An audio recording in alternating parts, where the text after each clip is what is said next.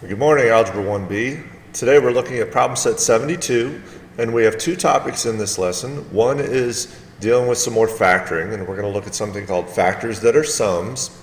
And then we're going to talk a little bit about some pyramids and cones and finding volume and surface area of those things. But to start, we're going to look some more at factoring. Okay, we've been dealing with factoring for a little bit, where we factor our trinomials, where we have an x squared, an x, and a number, and we split that into the two groups. Well, one of the steps in that factoring is to take out anything they have in common. Well, that's kind of what we're dealing with in this lesson. If you look at these three examples that I have here on the screen, each of these examples have some sets of parentheses. One thing that you're going to see is you're going to see problems that look like this that say factor. Well, the one thing that we're not going to do is we're not going to start by distributing, because that's kind of going backwards from what we're trying to do here. So whenever you see problems like this and it says to factor, we're still going to look to see if we have anything in common that we can factor out. So what you need to understand is, in this problem we have some subtraction right here and subtraction here.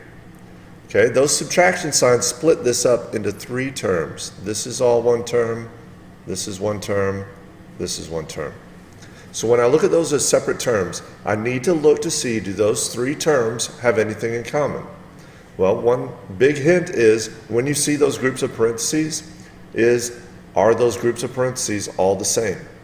And to start, they will be. So you look at this group, I have an a plus b, a plus b, a plus b. That is a common factor that we can pull out, just like we take out a number or a variable out of all three terms. This a plus b is something that we're going to factor out.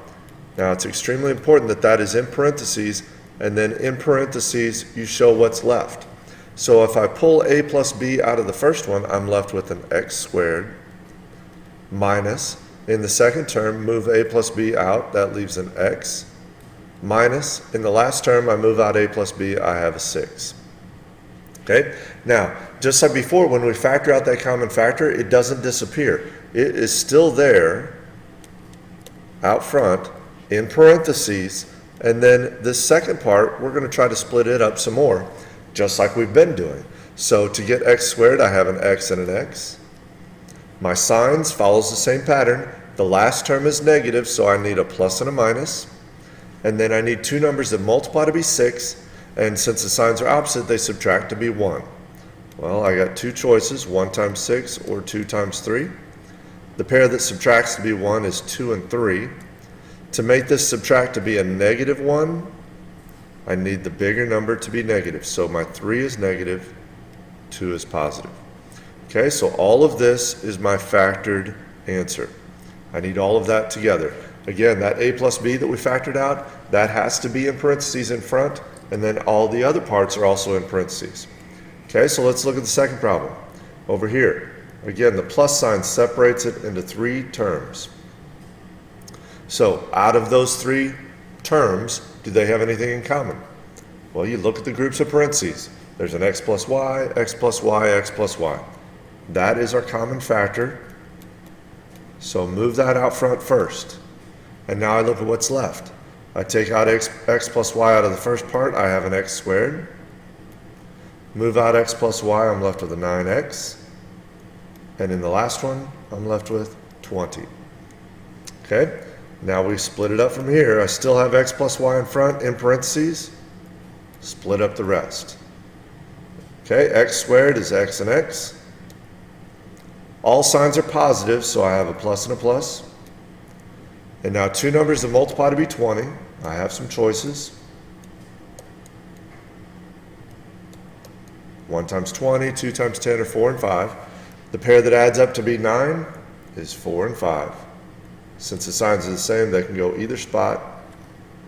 Oops, sorry about that. So there's my answer. X plus y times x plus 4 times x plus 5. Okay? And the last one. This one I added in because it has a little bit extra. Okay, when I look at these three terms, first thing you should look at is, are the groups the same? I see y plus 1 in all three, so I'm going to take out y plus 1. But out of those groups, do they have anything else in common? When you look at it, you should recognize they all have an m. So when I pull out y plus 1, I'm also going to pull out an m. So I have m times y plus 1 times whatever's left. And the stuff that's left out of the first one is x squared plus, in the middle I have a 4 and an x, and on the end I'm left with a 4. Okay, so now we split this up some more. I have m times y plus 1, and split up the last group. To get x squared, I have x and x. Again, all signs are positive. That's easy, plus plus. And now two numbers that multiply to be 4 and add to be 4. Well, my choices for 4 are 1 times 4 or 2 times 2. The pair that adds to be 4 is 2 and 2. So there's my factored answer. I need all of that stuff together. Okay? So that's factors that are sums. Now, something that you need to keep in mind is here before too long, we're going to take this a step backwards.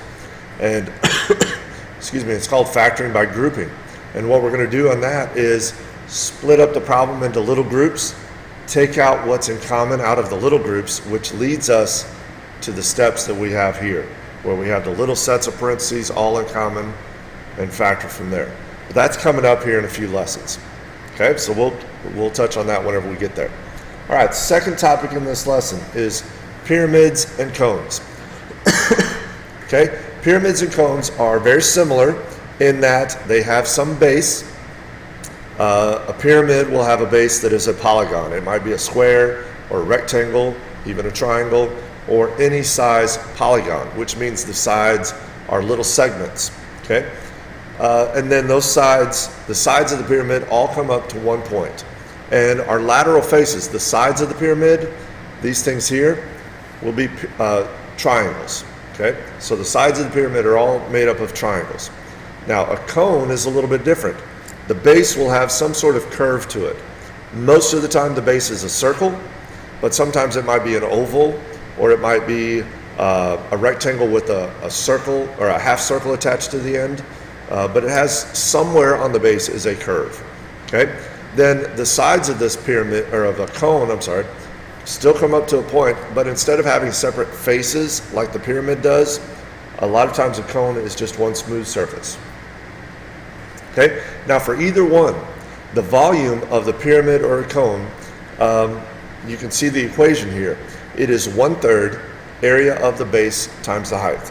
Now this area of the base times the height, that should sound very familiar. Okay, area of the base times the height is the volume of a cylinder or a prism. Okay, well these cones and pyramids all have a cylinder or a prism that it fits inside. Has the same base, same height, it just comes up to a point instead of straight up filling up the cylinder or the prism. Okay, so the volume of the pyramid or a cone doesn't fill up the same volume that the prism or the cylinder does. And it actually is exactly 1/3 the volume of the cylinder or the prism that it fits inside. Okay, so you're just going to need to know whenever you're asked to find volume of a pyramid or a cone, you got to remember that 1/3. So we're going to take area of the base times the height times 1/3, or you can just divide it by 3. Times 1/3 and dividing by 3 do the same thing. All right, so here's a pyramid. The base is a rectangle that's 7 by 4, and the height of the pyramid is 6. So we're going to find the volume of this pyramid. 1/3. Area of the base. The base is a rectangle, 7 by 4. So to find that area of the base, I take 7 times 4. And then I multiply that by the height of the pyramid. Now the height of the pyramid is the distance from that point, the peak, straight down to the base, and it meets the base at a right angle. So in this problem, our height is 6. The height of the pyramid will not be slanted down the surface of the pyramid to the base. It's not going to be on the outside, okay? Unless this is a weird shaped pyramid. It most of the time will be straight up and down. So here's our equation. 7 times 4 times 6 times 1/3. Okay, you can do this a couple of different ways. What I see is I would reduce this 3 and 6 and make that a 2. So 7 times 4 is 28 times 2 should be 56, and this is meters cubed. So there's our volume. Okay? 1/3 area of the base times the height. You got to remember that 1/3. That's the most common mistake. Okay? Now, we'll do some more volume problems in class, but I want to go on and talk about surface area. Okay? Surface area of a pyramid and a cone. It's a little bit challenging. Okay? We still have the area of the base, but I'm gonna look at these separate. I'm gonna start with the pyramid. Surface area of a pyramid. I still have the area of the base. Plus, when I look at a pyramid, what I need to imagine is taking this pyramid and I'm going to unfold it. So right now I'm looking straight down on this pyramid with the square, and I think about peeling a banana. I'm going to take these triangles and I'm going to lay them down flat, like this. Right now, if the base is a square, and this is a right pyramid, which means it's straight up and down, all 4 of these triangles will be the same.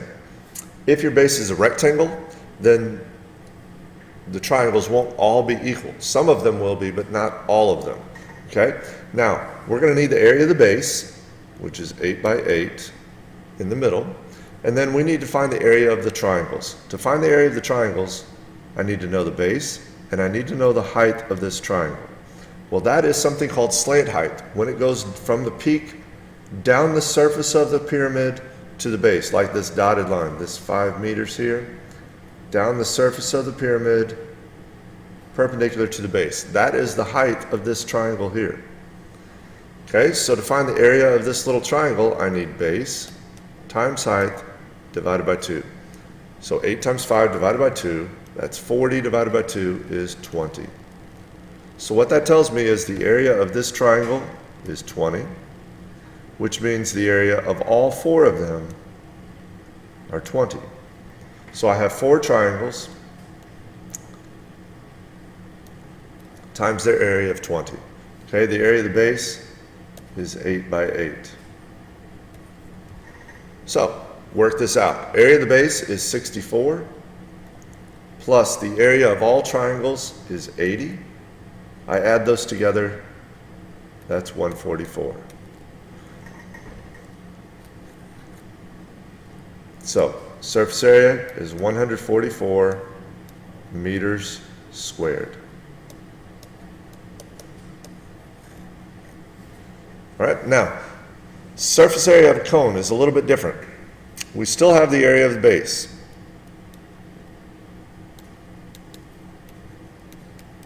But in a cone, we can't very easily unfold this cone like we did with the triangles. Instead, we have a special little formula for the surface area of a cone. And it goes like this.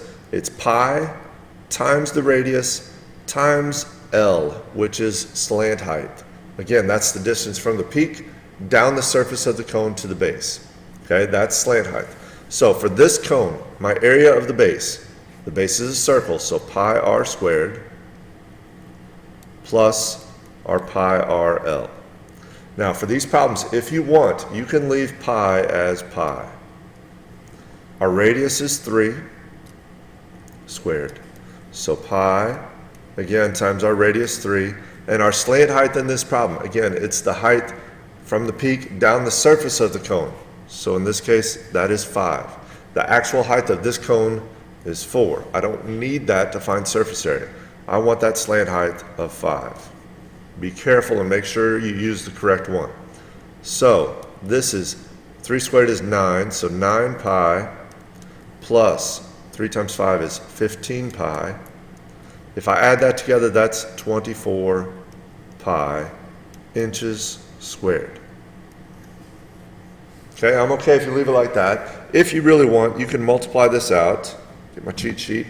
And that is 24 times 3.14 is 75.36 inches squared. That's our surface area. So the important thing you need to remember for the surface area of a cone is that pi RL, pi times radius times slant height. Okay? You probably won't see a problem like that for a little bit, but it'll pop up here in just a couple of lessons.